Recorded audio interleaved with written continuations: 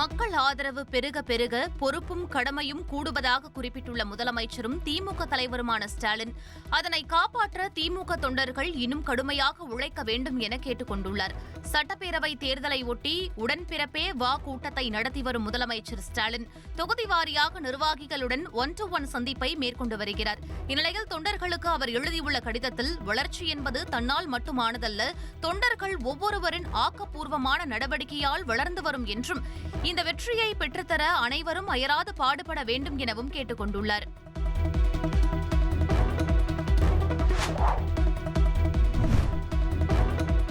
அதிமுக பொதுச் செயலாளர் எடப்பாடி பழனிசாமி தனது 2ஆம் கட்ட சுற்றுப்பயணத்தை வரும் 24ஆம் தேதி புதுக்கோட்டையில் இருந்து தொடங்குகிறார்.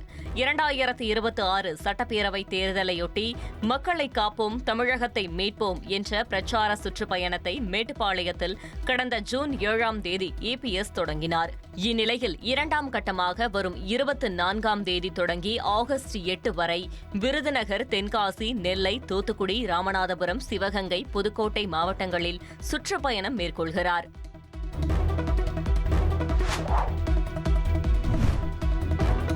திருப்புவனம் இளைஞர் அஜித்குமார் மரணத்திற்கு சாரி சொன்ன முதலமைச்சர் போலீஸ் விசாரணையில் இறந்த 24 பேரின் குடும்பத்தினருக்கும் சாரி சொன்னாரா, நிவாரணம் கொடுத்தாரா என தமிழக வெற்றிக் கழக தலைவர் விஜய் கேள்வி எழுப்பினார்.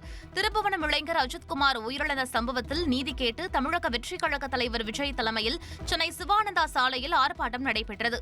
இதில் கருப்பு டி-ஷர்ட் அணிந்தபடி பங்கேற்ற விஜய் சாரி வேண்டாம், நீதி வேண்டும் என கையில் பதாகையுடன் கலந்து கொண்டார். திரளாக கூடியிருந்த தாவேக தொண்டர்கள் மத்தியில் ஆவேசமாக பேசிய விஜய் அடுக்கடுக்கான கேள்விகளை எழுப்பினார். திருப்புவனம், மடப்புரம் அஜித்குமார் அவர்கள் ஒரு சாதாரண ஒரு எளிய குடும்பத்தைச் சேர்ந்த ஒரு இளைஞர். அந்த சாதாரண குடும்பத்துக்கு நடந்த அந்த கொடுமைக்கு சிஎம் அவர்கள் சாரி சொன்னாங்க, தப்பு இல்லை. இப்ப அதோட சேர்த்து இதையும் கொஞ்சம் பண்ணிருங்க சிஎம் சார். உங்களுடைய ஆட்சி காலத்தில் இதே மாதிரி போலீஸ் விசாரணையில் 24 பேர் இறந்து போயிருக்கிறாங்க. அந்த 24 பேரோட குடும்பத்துக்கும் நீங்க சாரி சொன்னீங்களா? தயவு செஞ்சு சாரி சொல்லிருங்க. அஜித்குமார் அவர்கள் குடும்பத்துக்கு நீங்க கொடுத்த நிவாரணம் மாதிரி இந்த 24 பேர் குடும்பத்துக்கும் நீங்க நிவாரணம் கொடுத்தீங்களா? தயவு செஞ்சு அந்த நிவாரணத்தையும் கொடுத்துருங்க.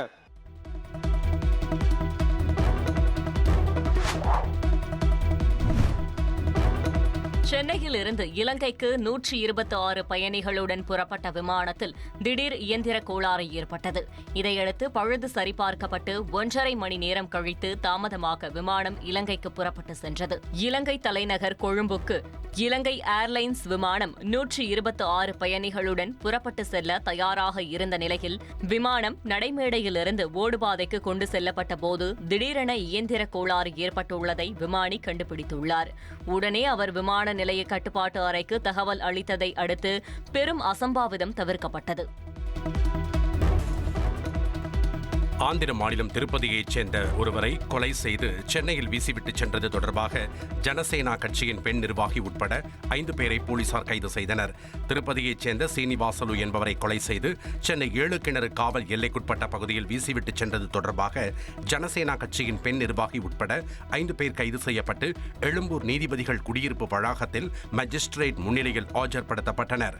வழக்கை விசாரித்த மஜிஸ்ட்ரேட் 15 நாட்கள் நீதிமன்ற காவலில் வைக்க உத்தரவிட்டதை அடுத்து புழல் மத்திய சிறையில் அடைக்க போலீசார் அழைத்துச் சென்றனர். இதனிடையே தன் மீது திட்டமிட்டு பழி போடப்பட்டுள்ளதாகவும் தனக்கும் இந்த கொலைக்கும் எந்த சம்பந்தமும் இல்லை என்றும் ஜனசேனா கட்சியின் பெண் நிர்வாகி ஆவேசத்துடன் தெரிவித்தார்.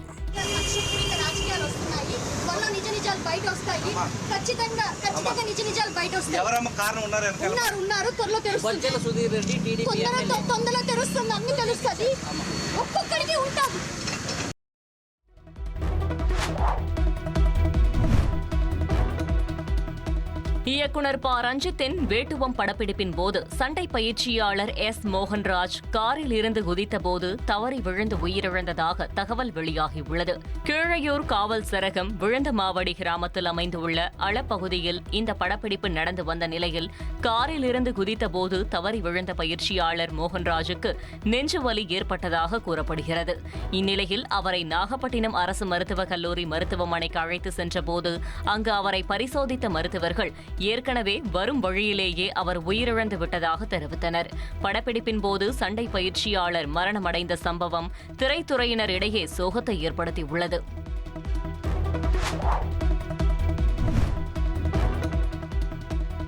மேற்குவங்க மாநிலம் பாசிம் மேதினிபூர் மாவட்டத்தில் தொடர் கனமழையால் வெள்ளப்பெருக்கு ஏற்பட்டது. கட்கால் உள்ளிட்ட இடங்களில் சாலைகளில் முழங்கால் அளவுக்கு தண்ணீர் தேங்கியதால் பொதுமக்கள் சிரமத்திற்கு ஆளாகினர். வீடுகள் மற்றும் கடைகளை மழைநீர் சூழ்ந்ததால் இயல்பு வாழ்க்கை பாதிக்கப்பட்டது.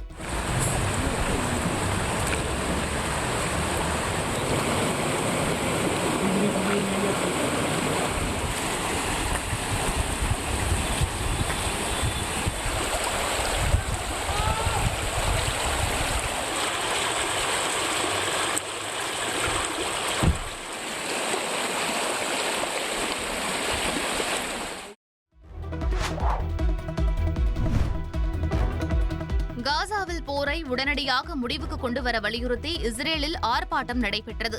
டெல் அவிவ் பகுதியில் நடைபெற்ற ஆர்ப்பாட்டத்தில் பங்கேற்றவர்கள் காசாவில் போரை முடிவுக்கு கொண்டுவந்து பணைய கைதிகளை விடுவிப்பதற்கான நடவடிக்கைகளை மேற்கொள்ள வலியுறுத்தி பதாகைகளை ஏந்தி முழக்கங்களை எழுப்பினர்.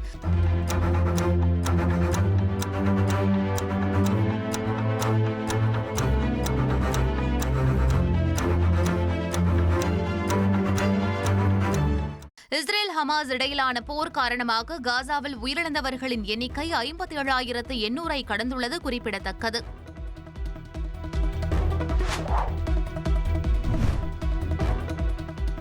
உடல்நலக்குறைவு மற்றும் முதுமை பிரச்சினைகளால் அவதிப்பட்டு வந்த பிரபல நடிகர் கோட்டா ஸ்ரீனிவாசராவ் காலமானார். அவருக்கு வயது 83.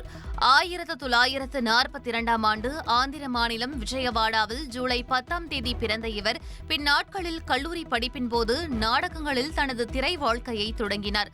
750க்கும் மேற்பட்ட படங்களில் நடித்துள்ள கோட்டா ஸ்ரீனிவாசராவ் 1978ஆம் ஆண்டு பிராணம் கரீடு என்ற திரைப்படத்தின் மூலம் தெலுங்கு திரை உலகில் அறிமுகமானார்.